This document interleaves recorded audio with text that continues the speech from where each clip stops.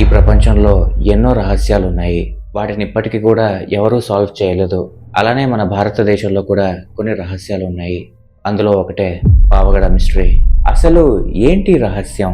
ఆ ఊర్లో అసలేం జరిగింది? ఎందుకది ఈ రోజు దాకా మిస్టరీగానే మిగిలిపోయింది? ఈ స్టోరీలో చూద్దాం. గైస్, స్టోరీ స్టార్ట్ చేయడానికి ముందుగా నాదొక చిన్న రిక్వెస్ట్. ఈ వీడియోని ఒక లైక్ చేయండి.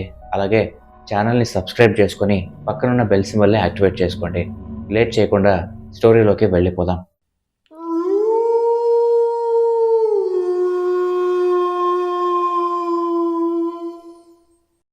ఏప్రిల్ 29, 1983 కర్ణాటకలో ఒక మారుమూల ప్రాంతం పావగడ అనే ఒక గ్రామం ఉండేది.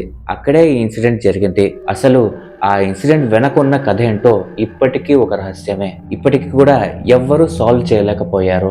ఒక రోజు రాత్రి ఒక చిన్న ఫ్యామిలీ రాత్రి భోజనం చేసి అందరూ కలిసి పడుకున్నారు. అమ్మా నాన్న మధ్యలో వాళ్ళ 5 ఏళ్ల పాపని పడుకోబెట్టుకున్నారు. అందరూ గాఢ నిద్రలో ఉండగా మధ్యరాత్రిలో ఆ అమ్మకి ఎందుకో మెలకు వచ్చింది.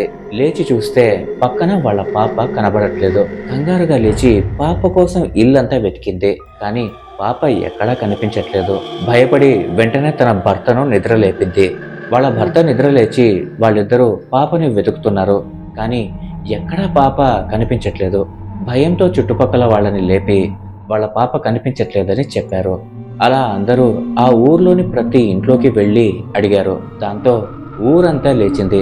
లేచి అందరూ తెల్లవారేంత వరకు వెతుకుతూనే ఉన్నారు. కానీ ఎక్కడా ఆ పాప దొరకలేదు. ఒకవేళ ఎవరైనా ఇంట్లోకి వచ్చి వాళ్ళింట్లో వాళ్ళకి తెలియకుండా పాపని తీసుకుని వెళ్ళిపోయారేమో అని అందరూ అనుకున్నారు.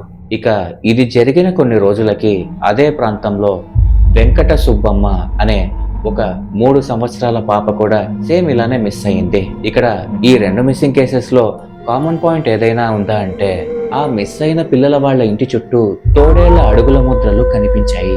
ఆ ముద్రలు చూసి ఒకవేళ ఆ ప్రాంతంలో తిరిగే తోడేళ్ళు ఏవైనా పిల్లలని ఎత్తుకొని వెళ్ళిపోయాయేమో అనుకున్నారు. ఒకవేళ ఇంకా ఆ తోడేళ్లు అక్కడే ఉంటే ఈ మిస్సింగ్ కేసెస్ ఎక్కువైపోతాయేమో అని డాగ్ స్క్వాడ్ ని పిలిపించారు. ఆ డాగ్స్ ఆ ఏరియా మొత్తం వాసన చూసి ఊరి చివరన ఉన్న ఒక గుహ వైపు తీసుకుని వెళ్ళాయి. లోపలికి వెళ్ళి ఆ గుహ మొత్తం వెతికారు. కానీ అక్కడ ఏమీ దొరకలేదు.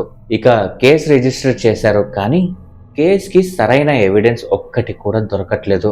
ఆ ఊరి వాళ్ళకే కాదు, పోలీసులకు కూడా ఏం చేయాలో అర్థం కావట్లేదు. ఆ తర్వాత కొన్ని రోజుల్లోనే సేమ్ అలానే వరుసగా 5 మంది ఆడపిల్లలు మిస్ అయ్యారు. విచిత్రం ఏంటంటే పిల్లలు మిస్ అయిన ప్రతి చోట వాళ్ళ ఇళ్ల దగ్గర ఇలానే తోడేలు పాదముద్రలు ఉన్నాయి. కాకపోతే ఇదంతా చూస్తున్న ఊరి జనాలకి మాత్రం ఒక అనుమానం వచ్చింది. అదేంటంటే తోడేలు 4 కాళ్ల మీద నడుస్తుంది కదా, మరి పిల్లలని ఎలా తీసుకెళ్తుంది? ఒకవేళ నోటితో పట్టుకుని తీసుకెళ్తే ఆ పిల్ల అరవకుండా ఉండదు కదా అనే అనుమానం కలిగింది. ఒకవేళ పాపని తీసుకెళ్లాలంటే నోటితో ఈడ్చుకుంటూ తీసుకుని వెళ్ళాలి. కానీ ప్రతి ఇంటి చుట్టూ కేవలం తోడేలు పాదముద్రలు ఉన్నాయి తప్ప పిల్లల్ని ఈడ్చుకుని వెళ్ళినట్టు ఎక్కడా దాఖలాలు లేవు. దాంతో అందరిలో ఆ అనుమానం చాలా గట్టిగా పెరిగిపోయింది. తర్వాత కొన్ని రోజులకి ఆ పిల్లల పుర్రెలు, వేసుకున్న బట్టలు, అలాగే వాళ్ళ శరీర భాగాలు ఊరి చివర దొరికాయి. అవి చూడడానికే చాలా జుగుప్సాకరంగా ఏదో ఒక భయంకరమైన జంతువు వాళ్ళని పీక్కుని తిన్నట్టుంది. ఇక అక్కడి జనాలు, పోలీసులు కూడా గుడ్డిగా ఇదే జరిగిందని మైండ్లో ఫిక్స్ అయిపోయారు. ఆ సీన్ అంతా చూడగానే వెంటనే వాళ్ళందరూ తోడేళ్లే తినేసి ఉంటాయని అనుకున్నారు. ఇదంతా జరుగుతూ ఉండగా అదే సమయానికి రాయచూర్ అనే ఇంకొక ఊర్లో వచ్చిన న్యూస్ ఏంటంటే ఒక 6 తోడేళ్లు జనాలని నిద్ర లేకుండా చేస్తున్నాయని, అలానే 7 మందిని చంపేశాయని న్యూస్ వచ్చింది. అసలు ఏమవుతోంది? ఎందుకు ఇలా జరుగుతుంది? ఎవ్వరికీ అర్థం కావట్లేదు.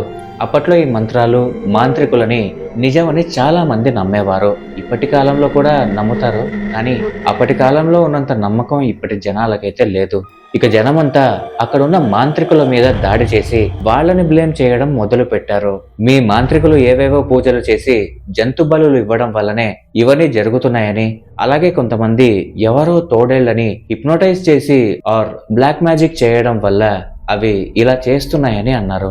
కానీ నిజానికి అలా చేయడానికి ఛాన్సే లేదు. ఎందుకంటే తోడేళ్లు పిల్లలని లాక్కుని వెళ్లిన గుర్తులు ఎక్కడా లేవు. కానీ చివరికి అప్పటి గవర్నమెంట్ తోడేళ్లే వచ్చి పిల్లలని ఎత్తుకుని వెళ్లి చంపి తిన్నాయి అని స్టేట్మెంట్ ఇచ్చింది. తోడేళ్లని అడ్డుకోవడానికి చర్యలు తీసుకోమని పోలీసులకు ఆర్డర్స్ పాస్ చేసింది గవర్నమెంట్. ఆ ఊరి ప్రజలు అక్కడున్న మాంత్రికులని కొట్టి తరిమేశారు. ఆ తర్వాత నుండి ఈ రకమైన హత్యలు ఆగిపోయాయి. దాంతో పోలీసులు సక్రమంగా పనిచేస్తున్నారని అందరూ హ్యాపీగా ఫీల్ అయ్యారు. ఇంకొంతమంది ఆ మాంత్రికులు లేకపోవడం వల్ల హత్యలన్నీ ఆగిపోయాయని అనుకున్నారు. కానీ అసలు నిజం ఏంటో ఈ రోజు వరకు ఎవ్వరికీ తెలీదు.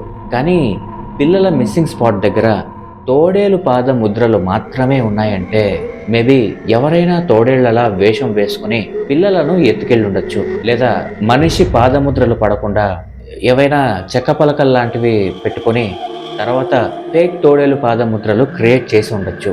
అలాగే బాడీ పార్ట్స్ని ఊరి చివర వేసి జనాలని డైవర్ట్ చేసి ఉండొచ్చు. పోలీస్ ఇన్వెస్టిగేషన్ అస్సలు సరిగ్గానే జరగలేదు. అందరూ దీని గురించి మర్చిపోయారు కూడా.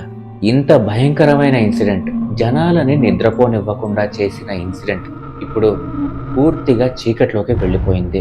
అసలు అక్కడ నిజంగా ఏం జరిగిందని మీరు అనుకుంటున్నారు? మీ అభిప్రాయాన్ని కామెంట్ చేయండి. ఓకే ఫ్రెండ్స్, ఈ స్టోరీ మీకు నచ్చితే ఒక్క లైక్ చేయండి.